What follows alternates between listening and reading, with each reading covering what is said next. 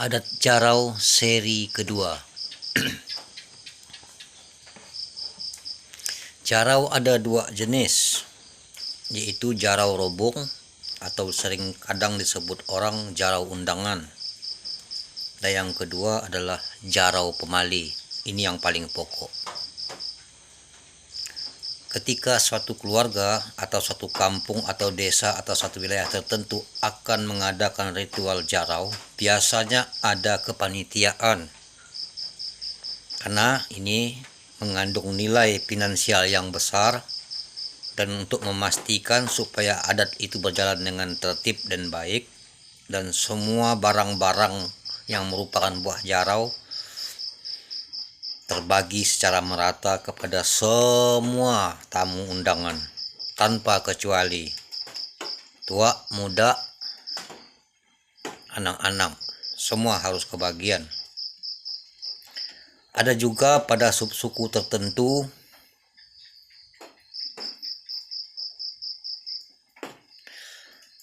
buah-buah jarau tersebut, entah itu berupa alat dapur, apa saja, itu sudah dialamatkan kepada tokoh tertentu yang ada dalam pesta adat itu. Sehingga nanti ketika yang menebang itu pohon jarau dan melihat tulisan namanya, nah ini langsung diberikan kepada yang nama yang bersangkutan yang ada di lingkaran itu. Ini contohnya di Benatu, di desa Benatu atau desa Limpang Jaya yang pernah saya temui. Ada juga pada suku tertentu satu batang jarau pemali ya, itu boleh dipantang sampai 3 kali. Artinya 3 kali batangnya sama tapi buah jaraunya yang diganti. Nah ini tadi yang disampaikan pada seri pertama harus sesuai adat setempat.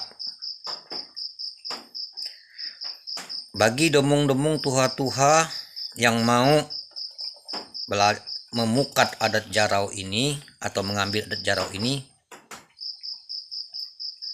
harus memenuhi syarat pemukatan untuk menjadi seorang tokoh untuk melaksanakan ritual adat, yaitu 1. Beras rumahan, artinya padi dan beras, 1 piring berarti 2 piring. Asam, sedapat asamnya apa saja. Kemudian garam, kemudian jarum berikut benangnya, pancing berikut talinya, tuak asli, harus asli walaupun hanya 1 botol aqua kecil, lumpang naik 2. Nah ini kalau orang Dayak pasti tahu, atau tuak demung tahu. Lalu yang terakhir yang harus dipenuhi adalah tajau bulat atau tajau berumbang. Ini syarat untuk menuntut adat jarau. Jadi kalau sudah mendengar YouTube saya ini dan ingin menjadi seorang tokoh yang nanti akan menebang jarau, nah silakan dipenuhi syaratnya. Dan saya membuka pola di era saya, karena saya sebagai keturunannya tidak harus datang ke rumah saya. Kita bisa melalui elektronik, karena era canggih milenial, kita lewat telepon saja, dan saya bisa melakukan itu. Walaupun saya sekali lagi tidak boleh melakukan ritualnya, tapi saya punya cara untuk semuanya itu, karena ini adat budaya yang harus dilestarikan. Berikutnya, kalau yang memukat tadi mendengar seri ini dan menghafal dan berniat, 3 bulan sampai 1 tahun, misal kata dia sudah menguasai keseluruhnya sampai dengan seri terakhir, nanti dia sudah hafal.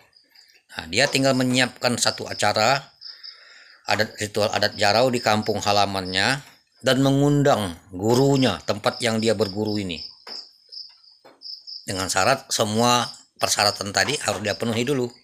Ada 9 macam tadi. Lalu kita masuk ke jarau pemali dulu. Karena jarau robong itu tidak harus seperti jarau pemali. Ya, beda dia. Kalau jarau pemali mutlak. Syarat jarau pemali 1, bambu jaraunya harus yang paling tinggi. Bagian bawahnya dibuat seperti turau. Lihat TikTok sama YouTube saya, turau. Batang bambunya dililit dengan kain batik baru, jika mungkin dililit dengan bontang perak. Buah jaraunya harus ada anyam-anyaman khas Dayaknya, jika mungkin candang beruntang. beruang mangkuanang, gajah gila, peninggang sosat, dan lain sebagainya. Barang benda sebagai puncaknya punya nilai tinggi dan diisi tuak asli. Jadi tuak ada dua, di bawah yang ada turaunya tadi, dan di puncaknya. Nah, seperti di seri pertama itu puncaknya dijelaskan.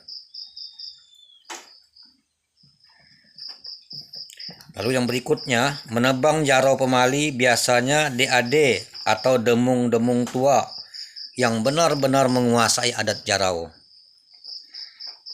Tidak asal sembarang orang, karena ini menyangkut doa yang seperti penjelasan pada seri pertama.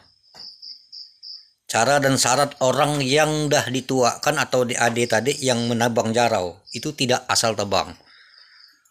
Yang pertama, dia menari dengan pasangannya, misal kata 4 orang, laki-laki 4 perempuan, dan dia adalah orang yang menebang jarau.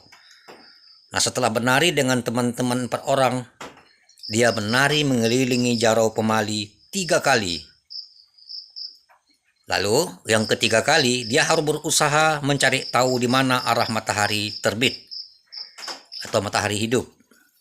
Lalu setelah dia menari ketiga kali, dia menangkap batang jarau dengan tangan kiri. Setelah itu dia mencabut mandau dengan tangan kanan. Dan kemudian alihkan mandau tersebut ke tangan kiri. Dan mata mandau mengarah ke bawah.